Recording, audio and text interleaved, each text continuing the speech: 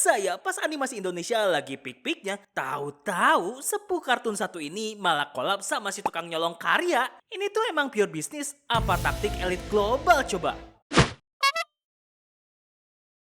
Balik lagi di lini masih bareng gue BM si karakter magang. Dan setelah sebelumnya gue dibikin tercengang-cengang ya sama kualitas live action slash animation dan motion capture dari trailernya Pelangi di Mars. Kali ini gue malah dibikin makin bertanya-tanya. Lah, ini beneran Indonesia yang bikin? Abis lihat kualitas animasi dari teaser terbaru animasi Garuda di Dadaku. Meski sebenarnya udah diumumin ya dari 4 bulan yang lalu, tapi dari first look sampai teaser terbarunya udah bikin gua tertarik sih. Khususnya buat si teaser yang kayak ngeyakinin gua kalau nih animasi dari 2 film sebelumnya bakal jadi salah satu kartun yang peak banget di tahun 2026. Ya gimana enggak, dari awal diupload di YouTube Base Entertainment Indonesia aja gue bisa bilang kalau teaser Garuda di Dadaku ini punya gaya animasi yang kayaknya tuh baru banget hadir di Indonesia. Dan entah kenapa style 3D animationnya tuh agak ngingetin gue ya sama gaya animasi series Arcane di Netflix. Ya adaptasi dari animasi game MOBA League of Legends yang sempat viral karena ceritanya yang epic sama gaya animasi yang unik dari kombinasi teknik 2D dan 3D animation plus tekstur kayak lukisan dan pengambilan gambarnya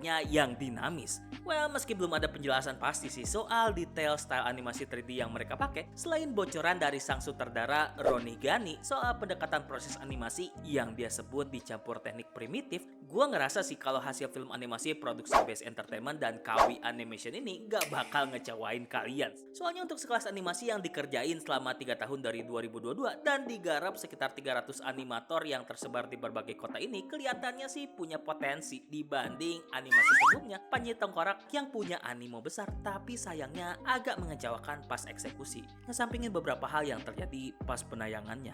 All in all, dengan tambahan satu lagi animasi lokal yang bakal tayang tahun depan, kayaknya 2026 ini kita bakal makan enak sih dengan karya-karya yang peak dari hasil jeripayah anak bangsa. Dan dari peaknya karya animasi di Indo ini, gue jadi bertanya-tanya ya, ini Disney akalnya di mana dah? Sorry, gue rada emosi. Wajar lah, gue bukan nabi boy.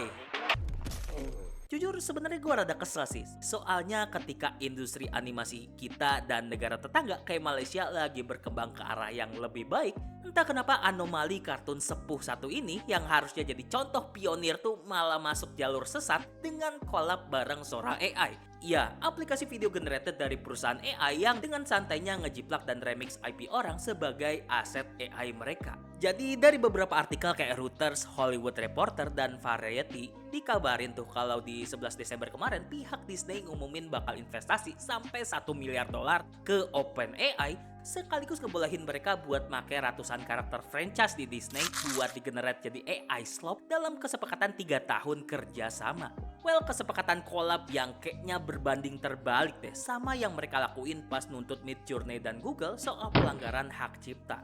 As usual, yang penting cuan bos. Ya sebenarnya langkah yang diambil dari perusahaan hiburan ini udah kelihatan dari bulan lalu sih. Ketika Bob Iger, CEO Disney, ngumumin kalau layanan streaming mereka bakal dipasangin AI yang bisa subscriber pakai buat generate dan bikin konten ala-ala Disney.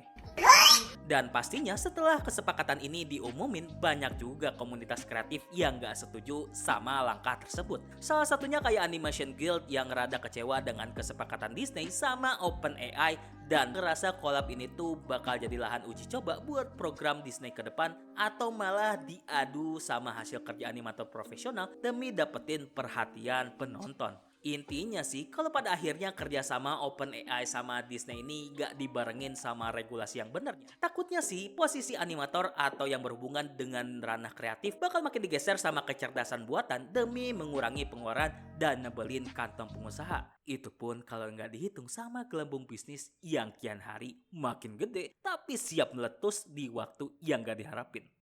Oke, itu dia 2 informasi soal dunia animasi yang bisa gua kabarin di Lini Animasi kali ini.